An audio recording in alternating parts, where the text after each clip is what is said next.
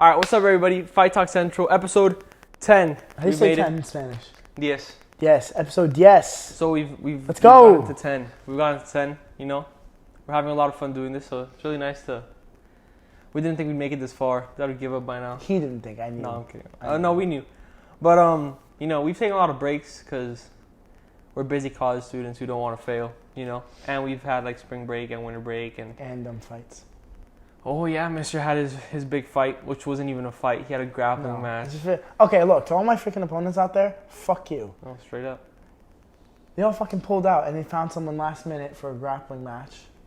You know, actually, I was supposed to do a grappling match beforehand. Yeah, you were. There was a kickboxing match. That guy pulled out. 2 MMA fights. Those 2 motherfuckers pulled out. And then they were offered me to box. Really? Yeah. I would box you. He was 0-2. And he pulled out. And then the 5th one, he was a grappling match. He looks pretty decent. I gave it to him. But that pussy fucking pulled out. And then they found me someone like an hour before. Respect to that guy, though, for taking a fight on an hour's notice. The cheesecake. The cheesecake. Big props to the cheesecake. Yeah.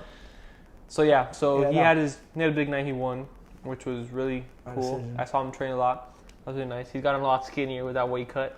Yeah, back to being big. I don't want to say big, but you know he's back. Eating some donuts. I saw that with your girl. Eating some donuts. So good. All right. Krispy Kreme, give us a freaking sponsorship, please. Actually, I figured out who I want to call out for my fights. For your fight? Yeah. Since when do you call people out? I don't, but you've been calling out so many people, and I've been thinking. FaZe Jarvis is having an event. Yeah, he is. He looks big. Want to put me in that? He does look big. He does look fucking big. Put me in an MMA match with him. I'll beat his ass. I figured out who I want to call out, but I'll save it for the end. It's a surprise. All right. So let's start off with the biggest topic in sports right now, probably. And I was in New York City this past weekend, and I sat on my phone. Definitely paid for the pay-per-view and didn't watch it on Stream East. And don't expose the streams. Sorry, I'm gonna bleep that out. And then I wait 3 years and a few hours to watch Jon Jones come back again. To watch a fight last 2 minutes. After watching this fight, Jon Jones is the undisputed GOAT of the UFC. Yeah, Jon Bones Jones, honestly, I have never seen such domination. He should be undefeated. He's only got 1 loss. His but one loss, it doesn't even count because the guy pussied out. Yeah, he eye poked him or something. Yeah, I think it was a knee or something. I don't even know what it was, but you could find it, Jon Jones. Cyril Gane is no walkover. Oh, 100%. Francis Ngannou, he beat him, but decision. Jon Jones submitted him in 2 minutes. Jon Jones has better jiu-jitsu and wrestling than all those guys. He's literally, I have never seen. And then this is what I wanted to say beforehand. I'm not saying Jon Jones is the greatest fighter of all time. You don't think he is? No. I think if we're talking pure talent, pure athleticism, raw fighting, George St. Pierre, GSP, is the GOAT. But the reason he's not the UFC GOAT, which is why I say Jon Jones is the UFC GOAT, is that he's not undefeated. Jon Jones is, undefeated. Right. He's undefeated. His last 15 fights have been title fights. He's also never lost. Okay, I'm just going to say he's never lost. Yeah, he's never lost. And GSP obviously had a loss to, I forgot what his name was, but I remember it was one of the biggest upsets ever. But was it Matt Serra? Matt Serra, I think it was. And then Jon Jones, I've never seen a person come back off a 3-year. He hasn't been in the octagon for 3 years. He's been chilling at his house. He's been training, and he came in and submitted Cyril Gane in 2 minutes. And now, let's talk about Stipe next. Stipe would obviously be, I feel, would you say harder than Cyril Gane? I think Stipe, he's a harder challenge.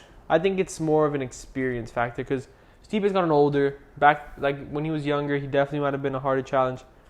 Yeah, that's the thing. Stipe's been out of commission for yeah, same amount of time maybe. He hasn't fought since Francis Ngannou knocked him the fuck out. Yeah. And I think the fight we all wanted to see was Ngannou and Jones. Johnny left the UFC. He left the fucking UFC. And then obviously we had that tweet after where he said, "Good job, Johnny boy. Sincerely, the heavyweight king." And then John Jones. Did you see what he called him? He's a big old pussy. That was funny. That was funny, but you know, we all want to see the fight. It's the fight that we want to see happen. He's got some good mic skills. Yeah, he does. I think my favorite thing that happened was when he said, "Wait, let me say one more thing." Bah. Yeah, he knows. He knows he's the fucking GOAT. Like, he really is the GOAT.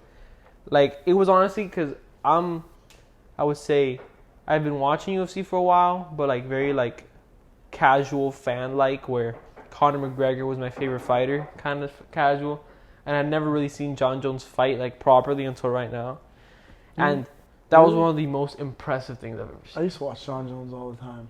I wasn't into the UFC like that. No, I've been watching since boxing. Like kindergarten. I've been watching boxing my whole life, like up and coming. But UFC was more new, and that was honestly like it was like he literally like slipped, and the second he slipped, it was like over. Like he just like it was like one of the most. That was the most cleanest slips I've ever seen. Though. Yeah.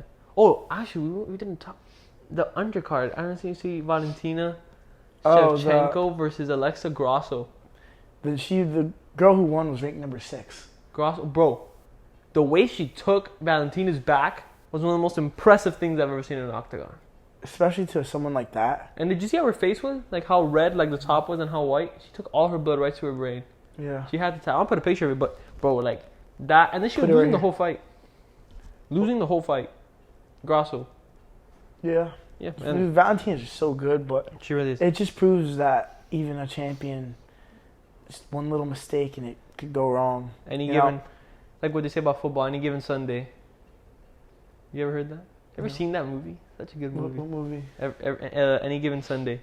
Basically, the saying is, like, you know how they play football every Sunday? Mm-hmm. Anybody can step up any given Sunday. True. So you can step up at any time. Except in UFC, it's any given Saturday because they fight on Saturdays. But yeah, it was a good card. It was a surprising card. There weren't a lot of big names on it, but there was Duplace. I think that's his Drakus Duplace. That guy's good. He's getting up there, man. He's getting up there. I saw that guy fight on the card with the card that Paddy Pimblett lost for sure. That it was the 2 light heavyweights that they drew. It was Blackowitz versus what's his name? Not Jerry. He didn't face Jerry, did he? No, Yuri was injured. Blackowitz versus Mangalev, something like that. That card, and I saw him in that too, and the guy's pretty good. He's strong. Oh, he's very strong. What was it? He was 170. He fights. Was it 170? Does he fight 170? Maybe. I don't know. But yeah, that guy's making his way up there. And then obviously we all know Chandler versus McGregor. Anything that has to do with McGregor is world renowned. Yeah, no. Apparently they were like him and Chandler. They were all good, and then something happened that they blew up. I cannot wait. We should just watch that together. Yeah, we're gonna watch the tough season. But Chandler versus McGregor is about to be. That's gonna be the biggest fight ever. I think ever? Like bigger than him and Khabib? I think it's gonna go right under. I think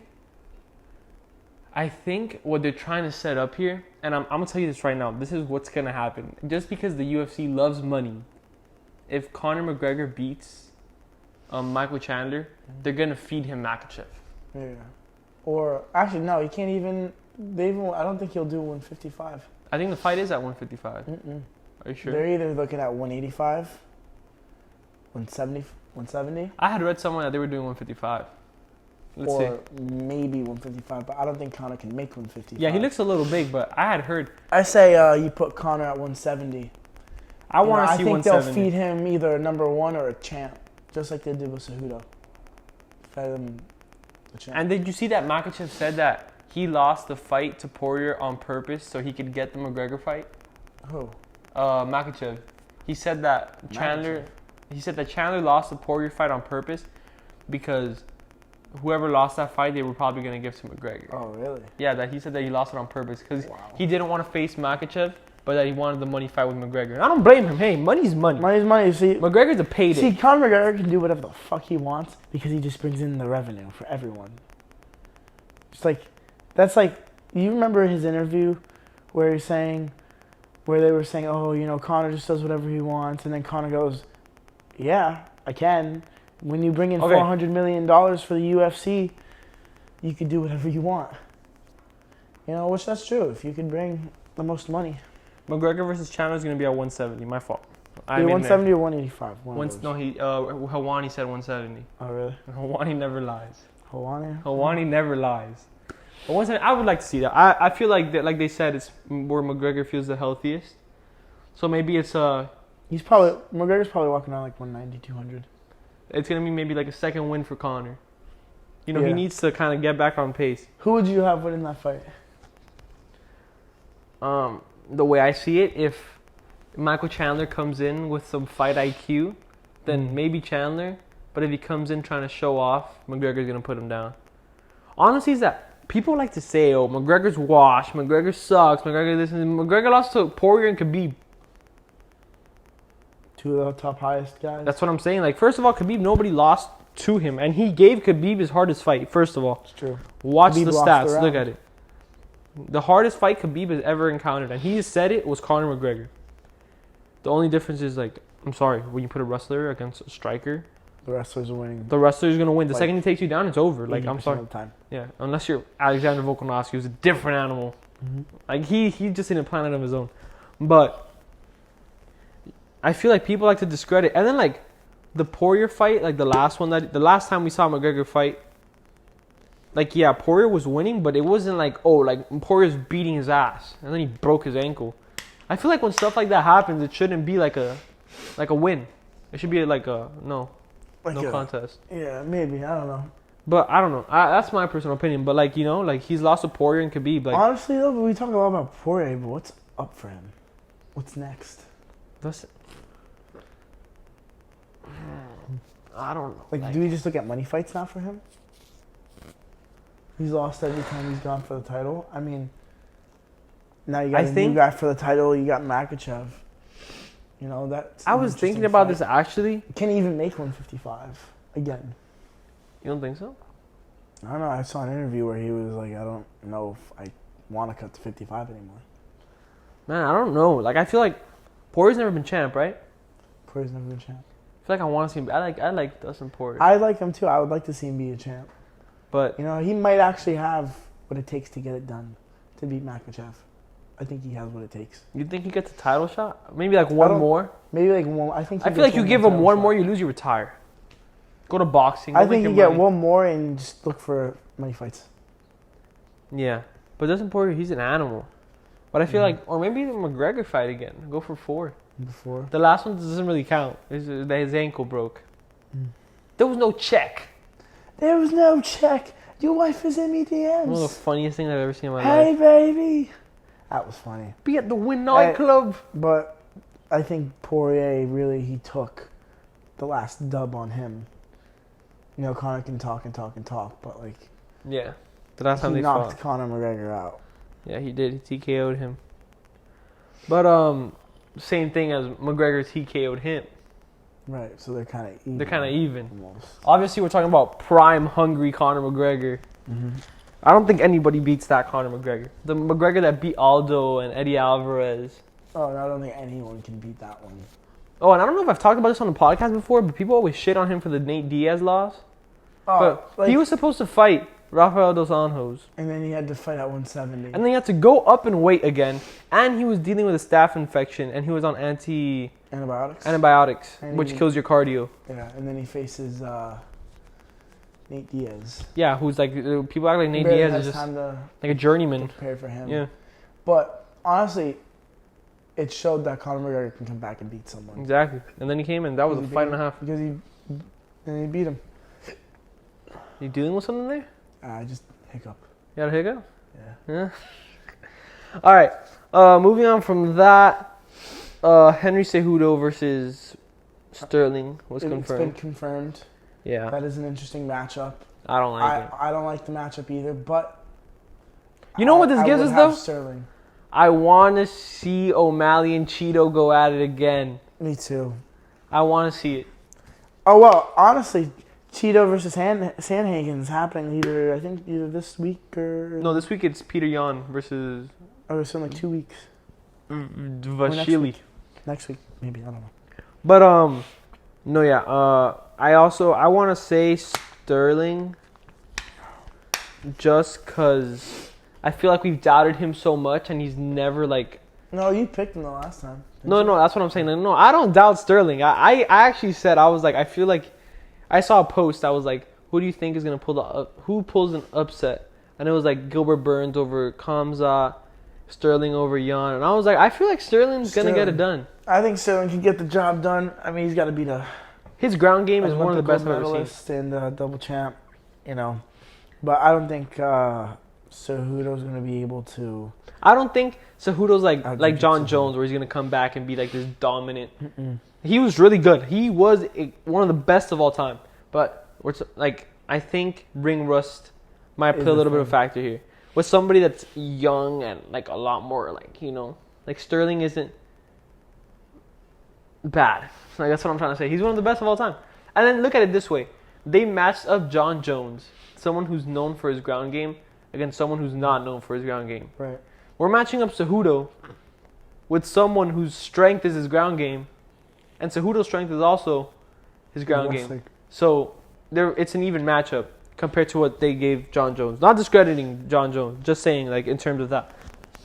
No, I think if we were to put something down, like a bet or something, or put on the wall. Maybe if you took a punishment, maybe we could put more stuff on the wall. Oh, yeah. We know what we're doing for the punishment now. Oh, he's not happy about it, but I'm very excited about it. You should come with me. No. This is not, I'm not associated When am I doing this? Oh, I gotta do this tomorrow? Yeah, just tomorrow. So I gotta do it tonight. Yeah. Oh my God. Can't wait to show you guys. All right, this one's gonna be quick because we made a post about it. Check it out on Fight Talk Central's Instagram. Islam Makhachev versus Volkanovski. Obviously, Makhachev won, but did he really win? I think Volkanovski won the fight, but lost to the judges. Yeah, perfect. Moving on. There you go. You got it. If anything, maybe Volkanovski by split. But I thought, actually, you know what? Not even that. I mean, you could say split off of damage, but like 3-2 to Makhachev. All right. But yeah, that's it. I never thought we'd be having this conversation. Hold on. So Jake Paul versus Tommy Fury. We're switching sports. Wait, we're gonna talk about Prime. Oh yeah, Prime's the UFC, guys. We touched on it. Yeah, Prime's now the official drink of the UFC. Yeah, when you see all those people in the weigh-ins all dehydrated, and Prime energy, Prime hydration. Prime is good. It is good. I have one sitting in the fridge right now. It's really fucking good. It is really fucking good though. Yeah, I got the strawberry something. I've tried the blue, the green, and the red, and they're all fucking great. And the purple. I like the ones that are like Celsius. It's like Celsius. Oh, they're like energy drinks. Yeah. Yeah. Those are good. All right. Paul versus Fury. Oh. What a sad day. Jake Paul lost. But like, look. That was a bullshit fight. Look, man. That was a bullshit fight. As a Jake Paul fan, Jake Paul fucking won that fight. As a boxing fan, he did not win that fight. Yeah. As a boxing fan, I can't sit here and say, like, from the bottom of my heart, like, Jake Paul won that fight. But I also can't sit here and say Tommy Fury 100% won that fight. I thought it was a draw. I thought they were going to call it a draw. Like, I was convinced. They gave it to Tommy. Here's a few of my theories that I've come up with to cope about Jake Paul's loss. 1. Oh, actually, no, this isn't even a theory. This is just what I'm going to explain to you people. Like, you guys need to understand this. I haven't heard this yet. This is going to be new. Yeah, I've been saving this. People like to go after a fight and be like, oh, look at the stats. Tommy Fury outlanded him in every round. Tommy Fury did this, did that. That's not how you score a fight. When you were watching the fight live, in front of you, on a screen, or if you were in Saudi Arabia and you got money like that, you're watching it in front of you, it was one of the closest fights I've ever seen. Remember that anything counts. If I do this to you, that counts as a punch. Punch landed. Really? Yes, of course. If I do this to you, that's a punch landed. Oh. Jake Paul landed the harder shots, for sure. He landed the harder shot. Jake Paul knocked him in the last round? Yeah, he knocked him. That was crazy. He knocked him down in the last round. With a jab. With a jab. Look, I feel like as Tommy Fury, you probably got to be unsatisfied with your performance because you couldn't knock out a so-called YouTuber or influencer. You know, and you're a boxer. I think like very respectful. They both respected them like each other after the fight. Actually, Jake Paul recently said he's definitely selling the rematch because after the fight they were both boys. They were cool. After that, he said it on the Impulsive podcast. You know, Jake and his persona of being a villain. He said, "I think I beat Tommy Fury 9 out of 10 times, but that he came up to me after the fight and he said, 'You've been doing this for 3 years and I've been doing this since I was 6 years old. You did great.'" And he thought, wow, what has he been doing since he was 6 years old? He's not that good. I was like, bro. But yeah, like I think if you look at it, the knockdown definitely scored. They took away a point from Jake Paul. They also took a point away from Tommy Fury. I don't know why that ref was so bad. Yeah, they took a point from Jake, but the way I see it, like Tommy Fury got his warning, and then got a point deducted. Jake Paul didn't get a warning. No, he literally just got a point. Jake Paul just like the Logan Paul fight. Yeah, that's why he was kind of like, what's going on? And Deontay Wilder said that he thought Jake Paul won. Oh, and another thing. Ladies and gentlemen, you're about to be educated by Fight Talk Central. If I punch, a knockdown doesn't mean that I punch you and you're all wobbled on the floor about to die. That's not what a knockdown is. If a punch lands and catches you off balance or anything and you fall, it's a knockdown. Knocked down, not knocked out, not wobbled. If I punch you, it could be the softest punch, but I catch you off balance and you fall, what's that called? A knockdown. A knockdown. Just because Tommy Fury slipped doesn't mean it wasn't a knockdown. Jake Paul had a good timing on the jab and caught him when his foot was in the air and he knocked him down. Back to what I was saying before. Jake Paul landed cleaner, more crisp shots, which is why people were like, oh, the announcers were so biased. No, when you were watching the fight live, it was a close fight. It seemed close. Yeah.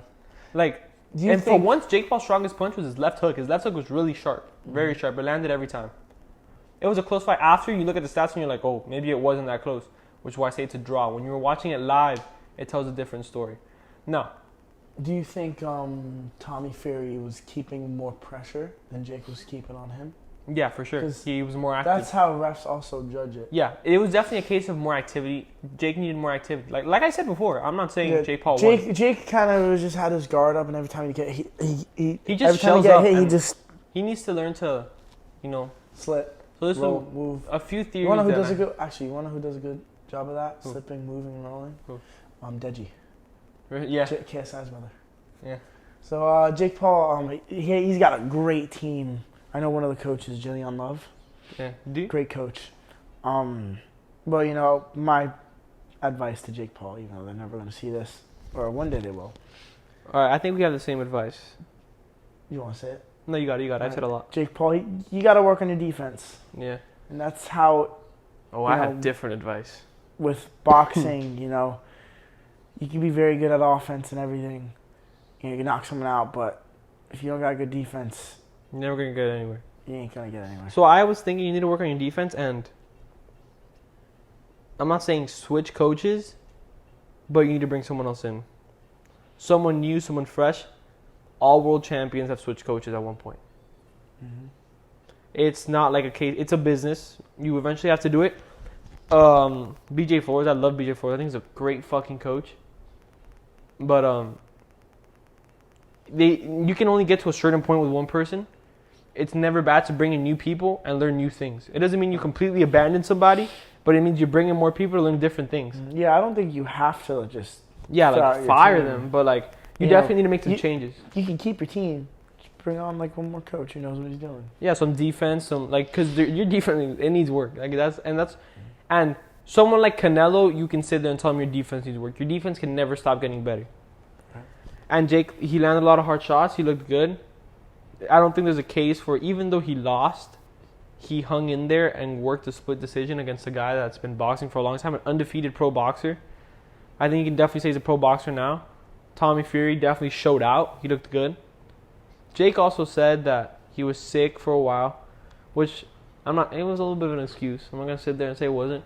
But he did look a lot skinnier this fight. I peeped it. He didn't look like as muscular. Like if he worked. Also, he said he hurt his arm and everyone was like, oh, what the hell, no. Yeah. But if you watch some of the videos, he had something wrapped around his elbow. Did he? Yeah. Oh, I didn't notice that. We'll put some, if you can find them for me, I'll put them here. Mm-hmm. But and another thing I noticed, I feel like if you say Tommy Fury won that fight convincingly, you're just a straight hater.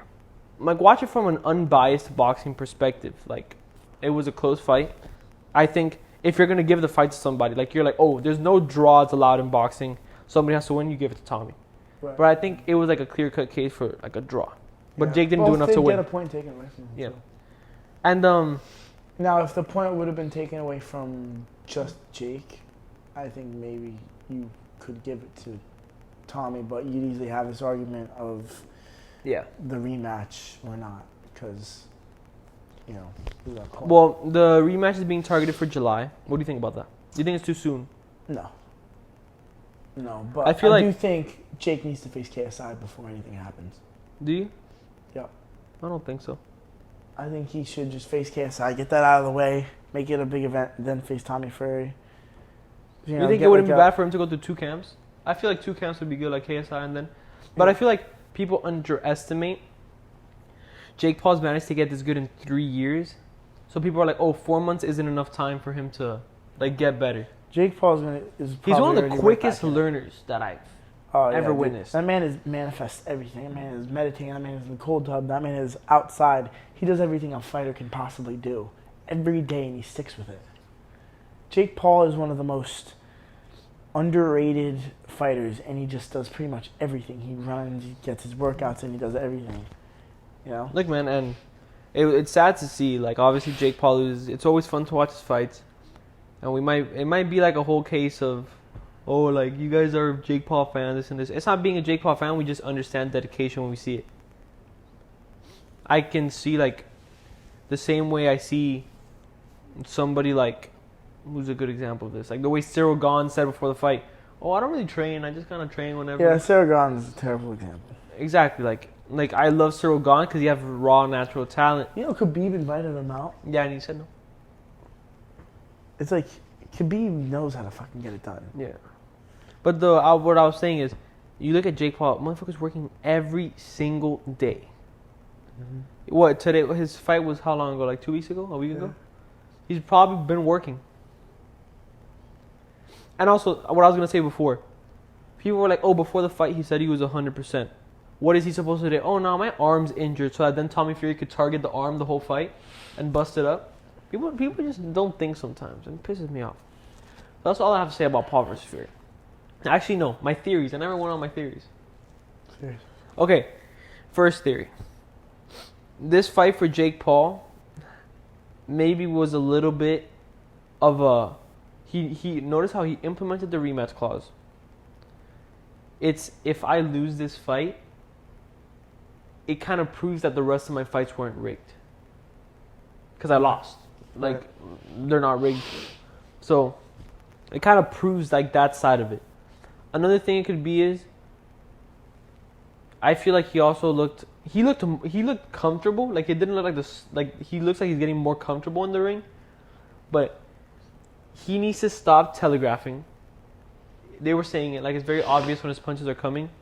And I think another important thing is that he needs to start... When he first started boxing, he was throwing more 1s and 2s. And now all he throws are hooks. Yeah, he needs to incorporate everything. He needs to start setting up his jabs with an overhand or something. Yeah. Like, whenever, you know what? I notice this every fight. Whenever he throws a combo on someone, it lands. Mm-hmm. Threw a combo on Tyron Woodley, it landed. Threw a combo on Tommy Fury, it landed. Threw a combo on... just every single one of his fights, it lands. He needs to just throw his combos more. He needs to be more creative, more think out of the box with your stuff. Like, dude, Jake Paul, like, let's say this rematch, you're going with nothing to lose. You're not undefeated. Everybody hates you. Just go in there and try new shit. Try to get a dub out of there. Stop trying to out-fight him and try to outbox him. Set up something. Don't just throw the overhand right as a one punch. Throw a one uppercut, throw a hook, and then throw the overhand. Set it up more. That's my advice. But what do we know? Yeah. So finally, oh my god, this was fucking confirming. I'm talking about it. Tank versus Ryan, bro. The speedster versus the tank. The tank. I have Ryan Garcia winning. I got Tank.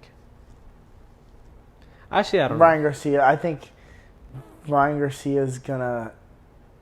I think someone's gonna get knocked out. No, there's no way this fight. If this fight goes to a decision, I don't see. There's no way this. I agree. There's no way this fight goes to a decision. It's literally a fight of the left hands. Yeah. Yeah, Ryan's left hook. One's gonna be spamming the hook, and the other one's gonna be bam, bam, bam. It's gonna be a really good offensive fight. The issue is that I feel like nowadays fighters don't have like the same chin they used to, and they can't really hang and bang with people. Like for example, like Ryan Garcia catches one hook and he's gonna be out like a light. Yeah, especially from. And then Tank catches one and he's gonna be out like a light too. I feel like actually we've never seen somebody. I don't think I've ever seen Tank get rocked. Yeah, but he's also never fought somebody who has the power to like sit there and rock him. Yeah. Ryan Garcia is the first test for both of them. But yeah, so it's gonna be an interesting fight. It's coming up in April. And that's next month. What's his name? Ryan Garcia is a lot more longer. A lot more longer. Tank. He's just a lot longer. He's a lot longer than Tank. He is. No, he definitely is. You know, if he could just utilize his jab and keep him at distance, and then just kind of just almost set it up with his hook. He also needs to stop closing his eyes. Yeah. Like whenever punches are coming, he closes his eyes. Same thing as Jake Paul. Jake Paul should take on into that. Stop closing them. You need to keep him open. I didn't even notice he closed his eyes. You see him when he's like he just shells up. It's really weird. It's like awkward. And he like squares up. He squares his body. In the middle of the fight, he kept ducking and was just like... Stop getting scared, bro. You get knocked out. Who gives a fuck? Yeah, I think though this fight should have boosted his confidence a little bit. Like going into the fight, Jake Paul, we're back on this. Wow, we love talking about this shit. It was a good match. It was a good fucking fight. Going into that fight, you kind of have to have that doubt of, can I beat a pro boxer? You've gone 8 rounds with one. Someone that's considered good. Now you have that confidence. You actually face them and you have the confidence, like, okay, what I was saying, what did Kamaru Usman... used to happen in wrestling all the time. What did Kamaru Usman say when he lost? It was a relief. Like there was like a relief. Relief. I don't have a 0 anymore. I can just go fight. So maybe Jake Paul sees the same. You definitely got to respect the guy, though. All right. So Tank versus Ryan. We don't have like a whole lot of details. There's been like no training footage, no nothing. So when that comes out, we'll share more. But right now, I think it's a pretty 50-50 fight. I would say more like 60-40 to Tank. I think that's fair. Because Ryan Garcia can't defend for his life. I still have Ryan Garcia winning. Yeah. Results of Misfits boxing. I didn't really watch. I really watch Misfits boxing. I love Misfits events. They're always fun. I just want to talk about the tag team shit. Yeah, here I'm gonna look up who even fought. Let's go to YouTube. Misfits. I just want to talk. Honestly, yeah. Let's just talk about the tag team. All right. Team. So it was very like whatever. I didn't even get what was happening. Yeah, me neither, but I mean, Pineda and B-Dave won. Speaking of Misfits events, I definitely want to box him. Is JMX facing Le'Veon Bell? Yeah, he is. What the fuck? He is. That was confirmed. I thought JMX. And then he wants Logan Paul? No, Logan Paul's going to kill him. Yeah, everyone wants the Paul brothers. Oh my god. Another Jake Paul thing that I remembered. Holy shit. He actually said on Impulsive that the reason he lost was because of a wet dream. Because you know how you're not supposed to masturbate or have sex for like 2 weeks prior to a fight? Sure. Just to build up testosterone so you're stronger? Oh, did you not listen to that? No, I didn't. So what were you doing before your fight? What were you doing before your fight, Anthony? Before my fight? No, don't answer that. Don't answer that. None of that. No, No, I literally couldn't. I couldn't do any of that. On the podcast. Oh my god. Alright. And like basically it builds up your testosterone and then you're like a lot stronger. Basically, he woke up the day of the fight with a wet dream. And he said that his legs were all like weak and wobbly. Because it was like 2 weeks worth. Yo, okay, look, I get it. He said it as a joke. But he said it as a joke? I don't know. I read it. I hope it was like a joke. Yeah, I don't know. I get people believe in that. But like, I don't think. I don't know if it has a big impact. I mean, it can. If you like believe in it, then it definitely can. But if you don't believe in it, you're just like, all right, whatever. It's not. Yeah. No, but it definitely has some like fact, like 2 weeks worth, and then you just wake up. And I have a couple of boys who don't keeping it. We don't do any of that. Oh, okay, that's nice. We're gonna talk about that later. All right. So we were gonna talk about Ulysses Diaz. Obviously, we talked about him before, his exhibition fight. He did great. It was an exhibition, so there was no winner. Yeah. But it was a great fight. He did good. I saw a post that they were saying the fight to make was Ulysses Diaz versus Tommy Fury. So imagine If this. that happens, Ulysses, knock him the fuck out. Please. And then also Do it in like 3 imagine seconds, another good fight would be Yuli versus Jake Paul. It's also a good fight. Tommy Fury, Jake Paul. You want a hard fight straight from the 305? Look, there it is. You're gonna go hang and bang with somebody. That guy's tough. He's a good fucking fighter. Mm-hmm. Man, So, they yeah. need to put Ulysses against these UFC guys, you know? You They got should- Luke Rockhold and Mike Perry fighting bare knuckle. Yeah, which is weird. Which is very weird, but like honestly, give him the Ulysses. Yeah. He has the fastest knockout in bare knuckle I've seen. I feel like they don't give him that kind of recognition. Yeah. Yeah. He Alright. doesn't get enough recognition. Yeah, he doesn't. You guys should check him out. At Ulysses Diaz. Alright, the call out time. You're Oh, showing- actually, I want to see who you're gonna call out. I'm ready for this one. You know who I want to fight? Who I've been seeing and I think I can fight? Who you want? I want fucking Pineda, bro. I want to beat Pineda. That is the last thing I thought. Please let let me. Like I don't know. Vaseline. People worship him as like God. I love Pineda. I think he's such a funny guy. His Pineda's story, awesome. his story's fucking phenomenal. So I want a piece of that. You know what I'm saying? I think Pineda's awesome. Him or B Dave, his tag team partner. That was hilarious. Yeah, give me fucking Pineda or B Dave. Yo, we should tag team them, bro. Oh my god, I don't even know how that would work, but let's fucking. I'm We're down. gonna. We Let's- fucking hate the tag team, but we'll tag team Pineda and B Dave. Let's do it. Let's fucking do it. Let's fucking go. Straight up. All right, so that's all we got. You get nothing else? I think All right, well, that's all we got for Fight Talk Central episode 10. Thank you guys for being here for 10 episodes. Misfits, hit us up. Tag team right here. We're ready to go. And that's all. Peace. Deuces.